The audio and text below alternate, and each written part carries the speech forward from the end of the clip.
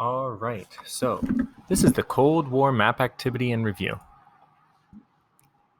At the end of World War II, America and the Soviet Union were the strongest countries left standing. There were major differences between them.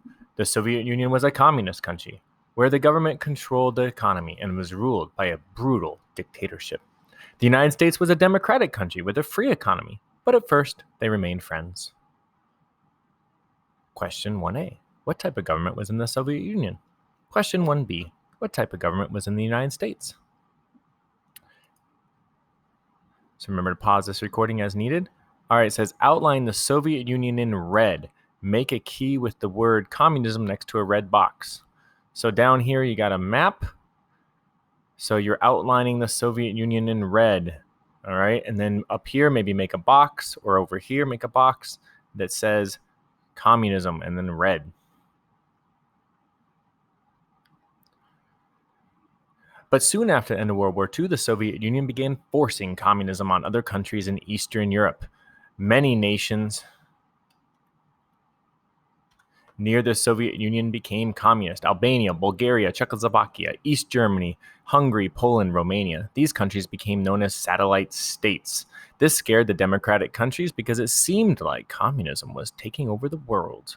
The US thought Stalin, USSR, was expanding into Europe and Asia. 2A, what did the Soviet Union do? So what action did they do up here? Why were many nations scared of communism? From up here. And where did it look like communism was spreading next? And then outline the satellite states red. So up here you have a list of satellite states, countries that were controlled by the Soviet Union, and you outline them on your map. All right, section 3. The US decided it would not force communism out of countries, but would try to stop communism from spreading. This was called containment. 3A. What was the name of the policy keeping communism from spreading? In 1947, US President Harry Truman announced the Truman Plan. America would help the countries of Greece and Turkey fight off communism. Truman sent them old tanks, weapons, and warships. What was the plan called? And what did Truman give other nations? Draw or write guns, tanks and guns on Turkey and Greece. 4. Remember to pause this recording. Secretary of State Marshall had a plan to help rebuild Europe after World War II. The U.S. government gave money to nations to help rebuild. Only the nations in Western Europe accepted the money. This aid helped nations to be stable and not poor. 4A. What was the name of Marshall's plan called? Almost a trick question. What was the name of Marshall's plan called?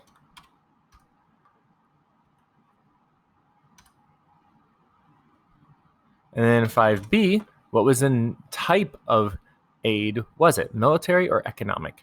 And then draw dollar signs on all those countries: Austria, Belgium, Denmark, France, Greece, Iceland, Ireland, Italy, Luxembourg, the Netherlands, Norway, Portugal, Sweden, Switzerland, Turkey, the United Kingdom, and Western Germany. Okay, all those countries got money. Many democratic nations joined together to form NATO. The European members were Belgium, Denmark, France, Iceland, Italy, Luxembourg, Netherlands, Norway, Portugal, Great Britain, Greece, Turkey, West Germany, and Spain. Outline the NATO democratic nations below. All right, and now we're on to section 7 on the back.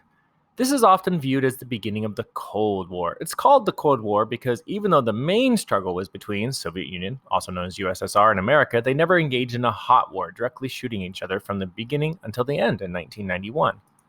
What is a Cold War? 7A.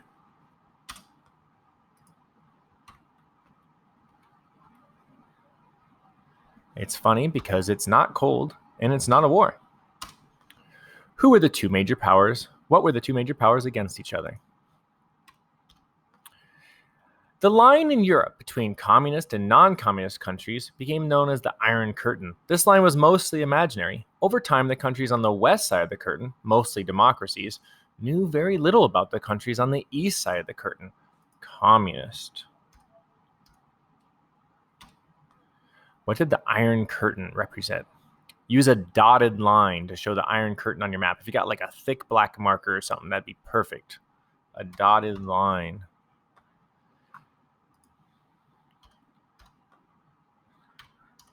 All right. North Korea, with the support of the Soviet Union and China, invaded South Korea, an American ally. The Korean War was a proxy war. Proxy wars were conflicts where each side was supported by either the US or the Soviet Union. The Soviets supplied the North Koreans and also large numbers of Chinese troops. China was communist at the time too, fighting America and its allies. The US had a draft and sent in soldiers to support South Korea. The Vietnam War followed Korea years later. Almost 100,000 Americans died in these conflicts, along with many more from other countries. The U.S. lost the war in Vietnam. I know it's unusual to hear of the U.S. losing a war. All right. 9A. Who supported North Korea? So all the countries that supported North Korea. B. Who supported South Korea? And then what is a proxy war? Section 10. Unlike earlier conflicts, the incredibly powerful nuclear weapons held by the Soviets and US and later other countries threatened a war that could end life on Earth as it was known. The arms race involved each side increasing the number and power of its nuclear and regular weapons. What made the Cold War dangerous? Why did the US and Soviet Union never fight directly? So why would it be hard to fight directly?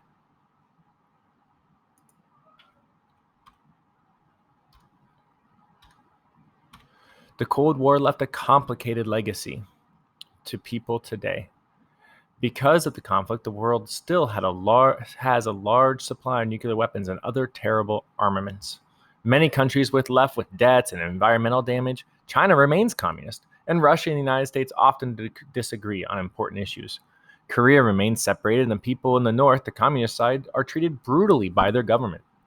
Many American families and those in other countries lost loved ones. Some American soldiers have never come home. On the other hand, America and its allies were able to prevail without another world war. That allowed people across the world to have the freedom and the right to help determine their own futures. For many people, the costs of the Cold War were high, but worth it in the end. List 3 negative legacies of the Cold War. List 3 positive legacies of the Cold War.